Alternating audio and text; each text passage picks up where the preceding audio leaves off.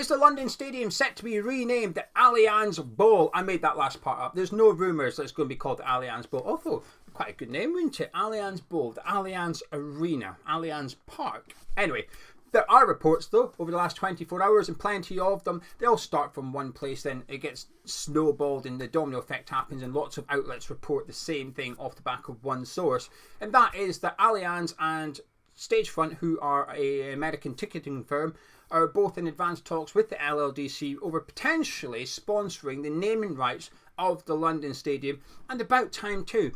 If you told me back in 2016 that in 2023 there still would not be a company that's got involved and taken up the purchase of the naming rights of London Stadium, I wouldn't have believed you. What an iconic stadium it is. Now put what you think of it as a football fan to one side. Whether you're a West Ham fan or you've been there supporting another team, park that, because it is an iconic stadium. The Olympics have been there, there's some big music nights there, the athletics are still there, and then you add in the football, and we've had some fantastic nights there. It's a stadium that will be known around European football now. We've had the French here, we've had the Spanish, we've had the Germans, we've even had the Serbians getting involved. So footballing wise, it's an iconic stadium as well. So in 2016, I fully expected us to have had a naming rights partner a long time ago.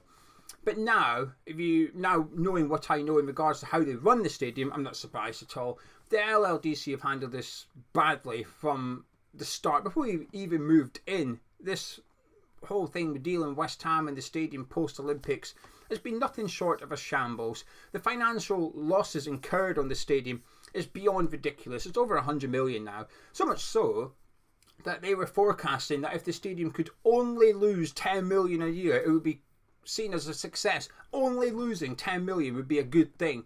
It's just wild, really. But anyway, let's break this video down into two things, because we've got, first of all, what does it mean for the LLDC and the London Stadium, because they're at the forefront, they're the ones negotiating this. But then what is the domino effect for West Ham? What does this mean for West Ham? It's two separate things. So in regards to the LLDC, like I said, Allianz is the forerunners. Probably they've got a lot of investments in football, a lot of sponsorship deals going on. In terms of Stagefront, I don't know much about them. They sponsor Espanyol Stadium. That's all I know, and it's only because I read it last night. So park that for 1 second. In regards to Allianz, they do have, well, 7 different stadiums, 7 different countries they're involved in. All quite new stadiums as well, which is perhaps interesting. You know, the latest one being Sydney, which reopened last year. They've got Juventus, Bayern Munich, which opened in 2005. They've got one in Vienna, one in America, Sao Paulo, and I'm missing one. There's a 7th one somewhere that I can't think. Nice, there you go. And Nice's stadium's relatively new as well, post 2000 that it opened. Bayern Munich obviously opened in 2005, and they've been involved with Bayern Munich for over 20 years now, Allianz. So when they get involved with a football team in regards to sponsoring the stadium, they get involved, they stick around there, and they really invest. So while it's a sponsorship, it feels more like a partnership, which this is what gets me a little bit excited, because I have to be honest with you, when it's come to the naming rights of the stadium, I've thought it probably won't really bother me as a West Ham fan. I'll probably still call it the London Stadium.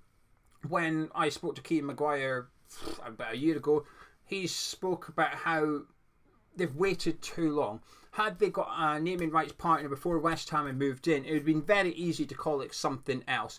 Let's just call it the Vodafone Arena for the sake of it, right? So Vodafone got involved back in 2015. So as soon as West Ham moved in, it was called the Vodafone Arena. We would all potentially know it as the Vodafone Arena. There's not that many people still call it the Olympic Stadium. Some do. I've got friends that still call it the Olympic Stadium. Some call it the London Stadium. Some call it the something hole. Some call it the ball. Whatever. But the Olympic Stadium is gone now. It's faded out, and it got renamed the London Stadium. We renamed it London Stadium. Probably for this purpose, actually, to try and attract sponsors, to try and reach out to brands, because at the same time we slapped London on our club badge as well, to try and rebrand and make us a bigger proposition for sponsorship opportunities. And I think it's stuck now. As Keane Maguire said, because we've waited so long, it's now known as the London Stadium. Even when someone new comes along, it'll take a long time for us to switch over to that new name of the ground. And he gave St James's Park as a perfect example.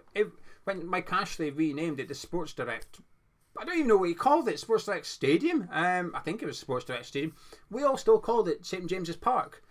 because that's what we've known it as. If Liverpool were to go get a stadium sponsor today, we'd all still call it Anfield. We'd still call Man U's ground Old Trafford, regardless of who they got involved.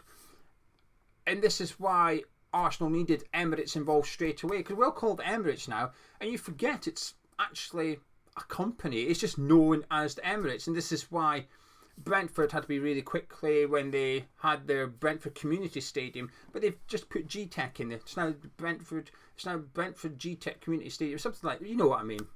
They put in there. That's why Tottenham's ground is the Tottenham Hotspur Stadium, so that when they do get a sponsorship involved, it's quite easy to change the name. You get my point anyway. So when the new company does get involved, I will probably still call it London Stadium for quite some time, actually. Not on purpose, just subconsciously. So I've always dismissed it, but also because of the financial structure of this sponsorship deal, the branding, the first 4 million goes to the LLDC, and then after that it gets split 50-50. So obviously this sponsorship deal was worth 10 million. West Ham would get 3 million of that. It's still a hefty sum of money in some regards, 3 million. I mean, it's not to be sniffed at.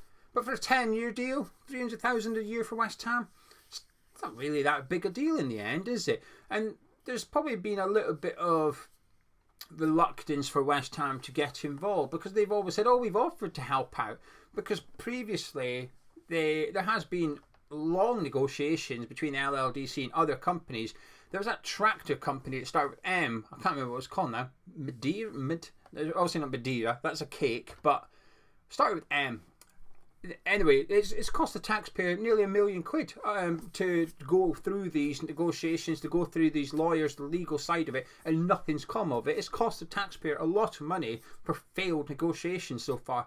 But I always thought it suited West Ham. Yeah, you keep on incurring losses. Actually, we're not going to help you. We're not going to bring money into the London Stadium, because there's always been this expectation, hope, prediction, depends how you want to view it, how strongly you feel about it, that West Ham want the stadium for, I say, next to nothing. Some people thought we might get it for free, that it was costing the taxpayers so much money, and then they're going to say, please just take it off our hands. You put up with the cost. It's your stadium now. You do what you want with it. And it's not happened. It's still in the hands of the taxpayer. So you'd imagine they're still trying. They're still trying to make this into a sustainable business, a sustainable stadium. Although it's not particularly working, is it? Because, like I said, they're still losing millions a year in the London Stadium, and I think that suits West Ham, so that they can sit back and say, yeah, you keep on struggling. So if a potential buyer comes along to purchase West Ham United, the stadium's there, losing millions a year. So you'd imagine any potential buyer West Ham might also be able to obtain the stadium as well, relatively easier than it would normally be, because of the losses they were incurring. So I've always felt it suited West Ham not to have a sponsor on that stadium. But it looks like they're going to have a healthy yield now, because advanced talk sounds promising, but like I said, we've been here before and nothing's come of it. But Allianz, like I said, 7 stadiums they're involved in, 7 different countries, and apparently they want to get involved in a Premier League club. There's only so many stadiums around. There is only so many stadiums that the sponsorship's available for. We're not the only one, though. There is other stadiums out there that the naming rights can be obtained, but we'll wait and see. In regards to West Ham, and this is where I get a little bit excited about Allianz and not Stagefront. Stagefront I don't know enough about, but Allianz, like I said, in regards to Bayern Munich especially, and I only know enough about that one rather than the other 6, it's more of a partnership than a sponsorship. 20 years, that's a long time they're involved in. And it's not just the stadium sponsor either. They've ploughed money into that club to really... And that's their roots. Allianz is a German company, so it is their roots. It is a little bit different.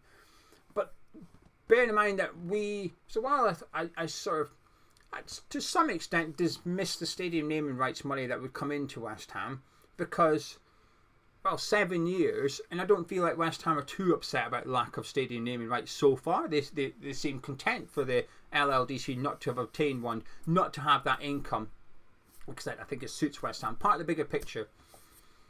But what's the domino effect? Well, Betway's coming to an end now, for obvious reasons, with the gambling shirt sponsorships, and that's one thing the LLDC have always said. They won't entertain an alcohol, a tobacco, or a betting company in regards to the naming of the stadium. But the shirt sponsor's changing in the near future for West Ham United, so Allianz could potentially be looking at maybe a bit of a double deal here. Get the stadium naming rights, and then naturally the next thing to do would be to sponsor West Ham. When what West Ham need to replace Betway, which they do, they need to replace Betway now, it becomes a bit of an obvious company to go for with Allianz and try and get them involved with West Ham United as well.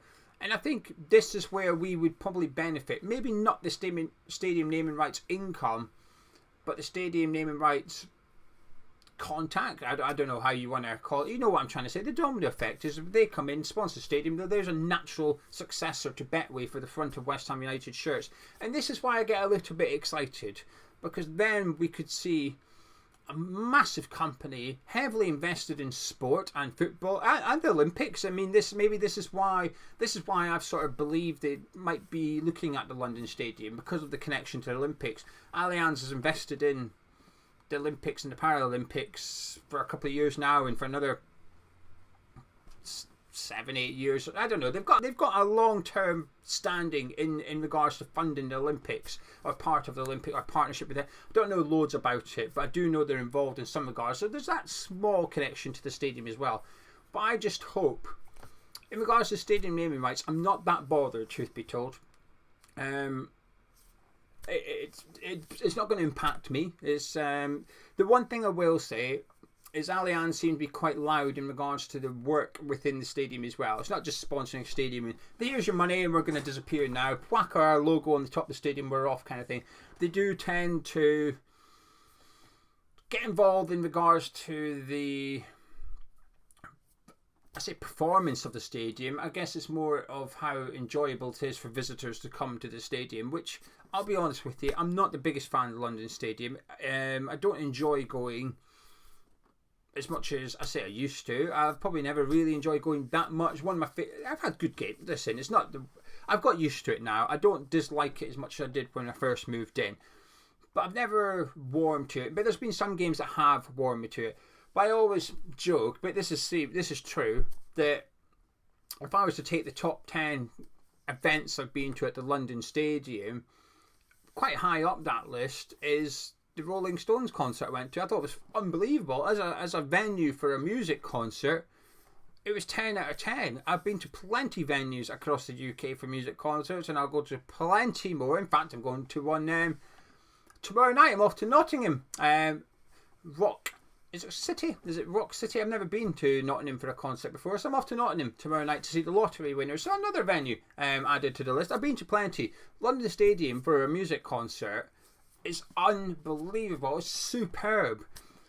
But it shouldn't be. I go there to watch football, not to attend music concerts. So I always think it's a bit of a strange thing that the home of West Ham, one of my best nights there has been for a music concert. But there you have it. So I'm hopeful that long term this might benefit the club, and I might be clutching at straws here.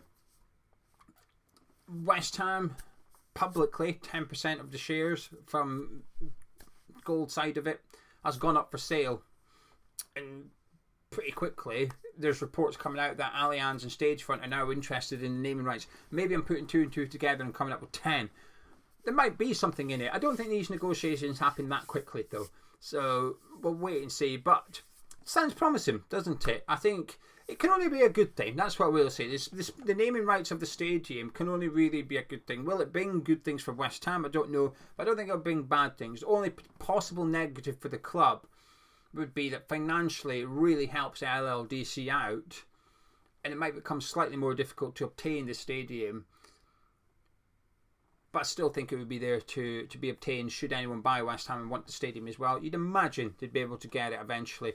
Anyway, there you go. That's the latest report. So it might not be called the Allianz Bowl or the Allianz. It might be called the Allianz Arena. I don't know. It sounds nice, doesn't it? But could the London Stadium be set to be renamed with the LLDC finally obtaining a stadium sponsorship? We'll wait and see. This sounds promising. I'm going to disappear now. If you enjoyed this video, please do drop a like on it. Subscribe to Hammer's Chat. I'll catch up with you in a bit.